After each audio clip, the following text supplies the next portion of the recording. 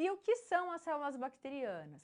Quando a gente fala da célula bacteriana, a gente pensa que essa célula bacteriana ela é uma célula mais simples. Mas será que realmente ela é mais simples mesmo? Será que ela não tem nenhuma estrutura específica que a define e que traz uma certa complexidade a essa célula bacteriana? Então, neste momento, você vai compreender aí o que são essas células bacterianas e do que elas são formadas, quais são aí a sua estrutura celular. Então, vamos lá, vamos entender essa célula bacteriana. As bactérias, elas compõem o reino Monera. Tá? Você já sabe que elas são células procariontes, ou seja, o material genético está disperso, o material genético ele não está aí envolto por uma membrana nuclear, ou seja, ela não tem núcleo. Elas são células unicelulares, todas as células são iguais e são formadas por apenas uma única célula e apresentam várias formas. Essas células bacterianas, elas podem apresentar uma forma de bastonete, que é semelhante a um bastão. Então, quando a gente observa essa célula bacteriana lá no microscópio óptico, você observa como se fosse um bastão. Ou ela pode ter uma forma esférica, essa forma esférica é chamada de coco, ou também aí ovoide, né? Então, uma forma esférica ou ovoide. Temos os espirilos que tem uma forma espiral, espiralada, então lembra um pouco aí um espiral, ou temos também os vibriões, que são semelhantes a aí uma vírgula.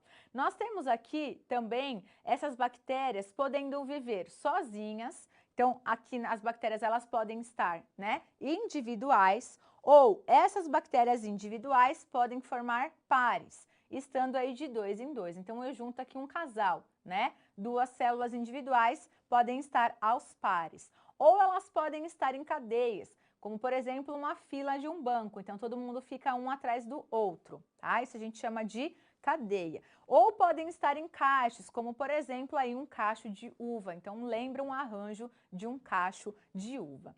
Essa bactéria tem uma estrutura muito importante, que é a sua parede celular. Por que a parede celular é tão importante assim? Porque é a parede celular que vai definir a forma da célula bacteriana e ela também quem protege essa célula bacteriana. E a parede celular é formada por um carboidrato complexo que é o peptídeo glicano.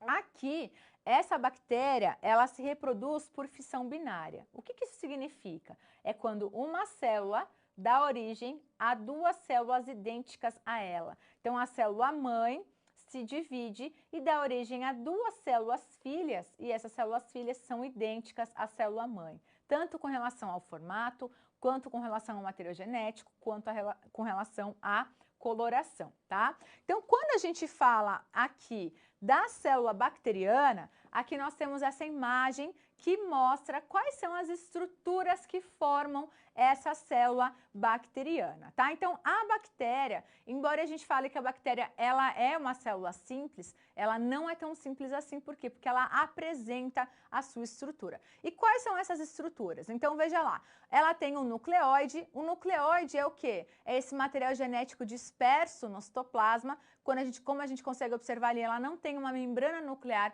verdadeira. Ela apresenta também a parede celular. Essa parede celular é quem vai dar a forma da célula, que vai delimitar a célula. Essa parede celular ela é formada pelo quê? Pelo peptídeo glicano. Ela também tem uma membrana plasmática e essa membrana plasmática ela vai delimitar o meio intracelular, ou seja, tudo que está dentro da célula, e o meio extracelular que está fora da célula. Além disso, o que ela tem? Ela tem aí umas estruturas que são característicos de uma célula bacteriana. Então, existem algumas bactérias que têm, por exemplo, os flagelos. O que são os flagelos? Os flagelos, eles são longos apêndices. Então, veja que a gente tem aqui vários apêndices que são longos, semelhantes a pelo, porém são longos. E para que serve esse flagelo? Serve para locomoção. Então, através do batimento dos flagelos, algumas bactérias conseguem se locomover, que é o que a gente chama de uma bactéria móvel. Toda bactéria é móvel? Não, somente aquela que tem o flagelo. Nós temos também uma estrutura muito importante que são as fímbrias. As fímbrias são o quê? Elas são aqui filamentos, né? Então são apêndices semelhantes a pelos também, porém aí são mais curtos do que os flagelos. Veja que toda essa extensão bacteriana está circundada pela fímbria. O que é a fímbria? A fímbria é uma estrutura de adesão. Então a fímbria ela vai colar a bactéria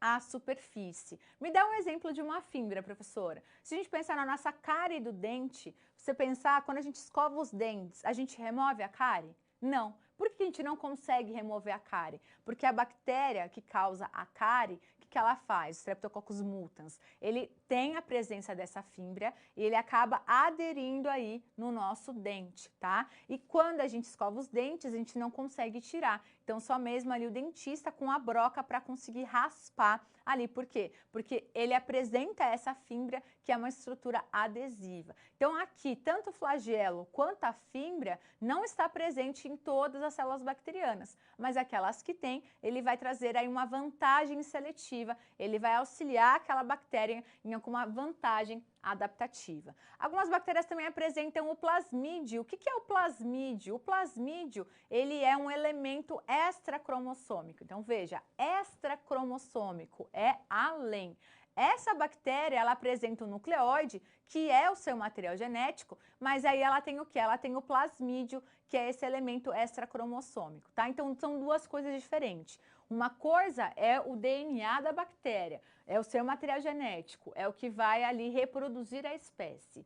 E outra coisa é o plasmídio. Plasmídio, ele é o quê? Ele é uma vantagem seletiva à célula bacteriana. Aquelas bactérias que têm plasmídio, elas conseguem, por exemplo, transferir genes de resistência a antibióticos. E aí elas conseguem sobreviver naquele ambiente onde há a presença do antibiótico. Então, por exemplo, aqui, por que a gente fala que o plasmídio, ele está relacionado aí à sobrevivência? Porque ele vai conferir uma vantagem adaptativa àquela célula bacteriana. E como que esse plasmídio ele é transferido de uma célula bacteriana a outra? Através do pili. Então, nós temos lá algumas bactérias que têm o pili, onde uma bactéria consegue se unir à outra através desse pili, e aí nós temos o quê? Nós temos a transferência desse plasmídio. Então, vários mecanismos de resistência a antibióticos se dá através dessa conjugação, onde nós temos duas bactérias, o pili ligando essas duas bactérias e tendo a transferência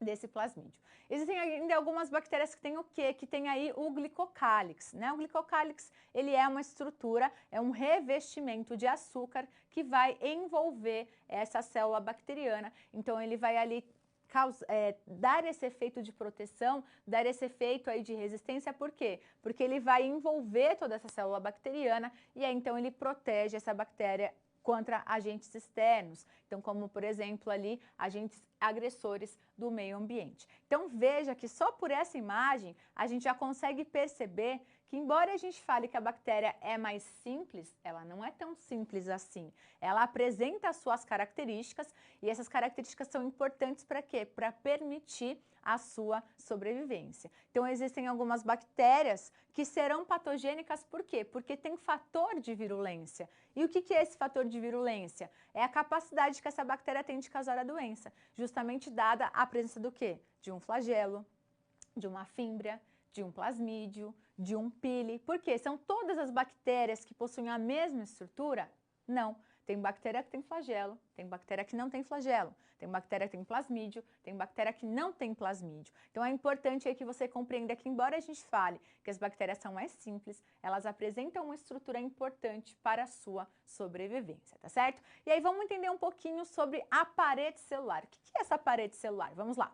Então a parede celular, ela é formada do quê? Ela é formada de peptídeo glicano. E é essa parede celular que vai envolver essa célula bacteriana. Por que ela é tão importante? Na verdade, a parede celular, ela é uma das estruturas mais importantes nessa célula bacteriana. Primeiro por quê? Primeiro porque vai manter a forma do micro-organismo e vai definir se ele vai ser um coco ou se ele vai ser um bacilo.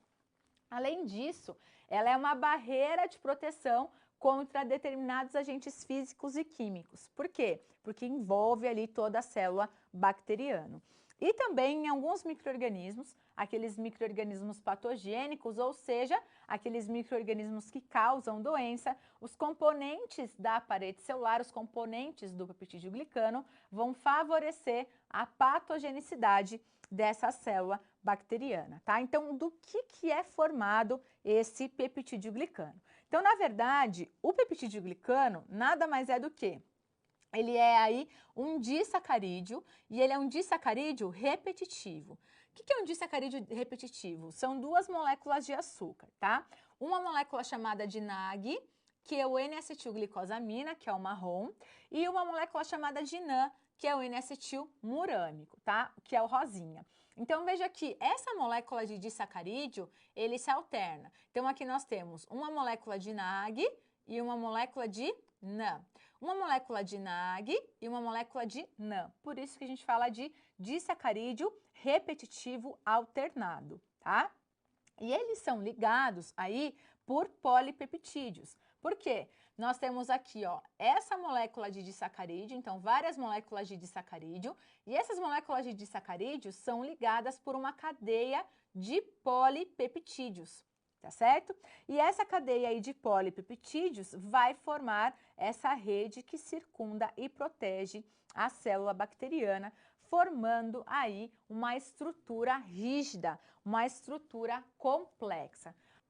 Então aqui, essa parede celular, ela vai ser importante porque quando a gente fala ali dos disacarídeos repetitivos, do NAG e do NAN alternados, e essa cadeia de polipeptídeo ligada entre esses disacarídeos, ele vai dar a resistência a essa célula bacteriana. Então, se a gente pensar, por exemplo, aí em beta-lactâmico é uma classe de antibiótico. Essa classe de antibiótico atua onde? Justamente nessa ligação polipeptídica. Então, quando a gente quer ali, por exemplo, alterar essa resistência da célula bacteriana, o que eu faço? Eu destruo a parede celular. Então, destruindo a parede celular, eu causo aí a morte dessa célula bacteriana. Então, aqui, embora pareça simples, é importante compreender a estrutura da célula bacteriana. Por quê? A estrutura possibilita a sua resistência, a sua sobrevivência, mas também o entendimento da sua estrutura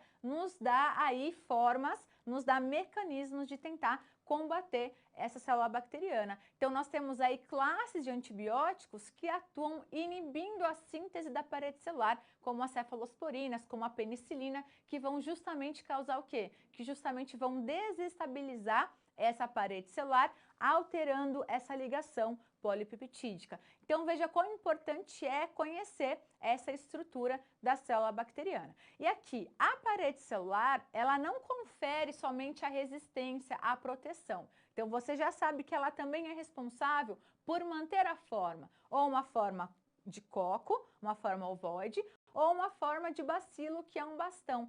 E, além disso, também é responsável aí pela coloração dessa célula bacteriana. Então, para a gente conseguir classificar as bactérias, nós utilizamos uma classificação morfotintorial. O que isso significa? A gente classifica a célula bacteriana com relação à sua forma, se ela é coco ou se ela é bacilo, e com relação à sua coloração, se ela é gram-positiva ou se ela é gram-negativa. Então, preste atenção aqui, porque isso é importante para todo o estudo das bactérias, para todo o estudo da microbiologia. O que eu quero dizer com uma célula gram-positiva ou uma célula gram-negativa? Qual que é a diferença dessas células bacterianas? Vamos lá. Quando a gente fala aí de diferença de célula gram-positiva e bactéria gram-negativa, a gente está falando da diferença da parede celular, tá? Essa bactéria gram-positiva, ela cora-se aí em roxo na coloração de gram. Por quê? Quando a gente fala de uma bactéria gram-positiva, ela tem aqui uma espessa camada de peptídeo glicano. Então, cerca de 50 a 90% da parede celular é formada de peptidoglicano. Então, veja que aqui nós temos a membrana plasmática, que delimita aí o meio intracelular e o meio extracelular. Aqui nós temos o meio intracelular e aqui nós temos o meio extracelular. E aqui a parede celular protegendo essa célula bacteriana. Então, veja quão espesso é essa camada de peptidoglicano dessa bactéria gram-positiva, tá? O restante da parede é formado pelo quê? É formado por ácido teicoico e por ácido lipoteicoico. E aí, quando a gente observa essa bactéria gram-positiva na coloração de gram, ela cora-se em roxo. Então, lembra que eu falei aqui que uma célula unicelular, as células são todas iguais? Então, veja que aqui, ó, nessa imagem, todas as células têm o mesmo formato. Todas são aqui cocos, apresentam esse formato ovoide e tem a cor roxa. Então, são cocos gram-positivos. Quem possibilita essa classificação morfo-tintorial é a parede celular, é o peptidoglicano. E aí, então, qual seria a característica da bactéria gram-negativa? A bactéria gram-negativa, diferentemente da bactéria gram-positiva, ela tem aí uma fina camada de peptidoglicano, tá? Então, aqui, a parede celular dela não é formada somente por peptidoglicano, tá? Então, vamos voltar aqui um pouquinho à informação. A bactéria gram-negativa, embora tenha aí apenas 10% da sua parede celular formada por peptidoglicano, ela tem uma complexidade maior na sua parede celular. Por quê? Vamos pensar aqui, ó. O que a gente está vendo aqui? A gente está vendo a membrana plasmática, que delimita o meio intracelular e o meio extracelular, tá certo? Então, até aí, elas são iguais, tá? Quando a gente olha aqui para a parede celular dessa bactéria gram-negativa, o que a gente observa? Olha aqui, ó, uma fina camada de peptidoglicano. Então, cerca de 10% apenas dessa parede celular é formado pelo peptidoglicano. Ela tem o quê? Ela tem uma membrana externa. Então, isso quer dizer que externamente ao peptidoglicano, ela tem essa membrana externa que é formada de LPS. O que é esse LPS? É um lipopolissacarídeo, formado aí pelo polissacarídeo O e pelo lipídio A. Professor, isso é importante? Sim, muito importante. Por quê? Porque o polissacarídeo O, nas bactérias gram-negativas, ele atua como antígeno para diferenciar as espécies dessas bactérias gram-negativas. Então, nós temos várias espécies, por exemplo, de salmonela, tá? E aí, então, essa salmonela será diferenciada através do quê? Através desse polissacarídeo O. E aí nós temos o lipídio A, que vai então atuar como uma endotoxina. Essas bactérias gram-negativas coram-se em vermelho na coloração de gram. Então elas têm a forma de bacilo e coram-se em vermelho. E com relação aí ao tamanho, ao formato e ao arranjo, a maioria das bactérias variam de 0,2 a 2 micrômetros de diâmetro e de 2 a 8 micrômetros de comprimento, tendo as formas de coco, de bacilo, de espirilo e de vibrião, tá? E aí, então, elas podem estar aí arranjadas, né, aos pares. Então, quando eu tenho uma bactéria ali individual e ela está arranjada de 2 em 2, que a gente fala de aos pares, ou elas podem estar ali na forma de cadeia, um atrás do outro, ou até mesmo sozinhas, né? Os bacilos muitas vezes estão sozinhos. E aí a gente consegue observar a forma, a coloração e o arranjo através do quê? Através da microscopia. Então, a microscopia, nos possibilita diferenciar aí as bactérias em gram-positivas e gram-negativas.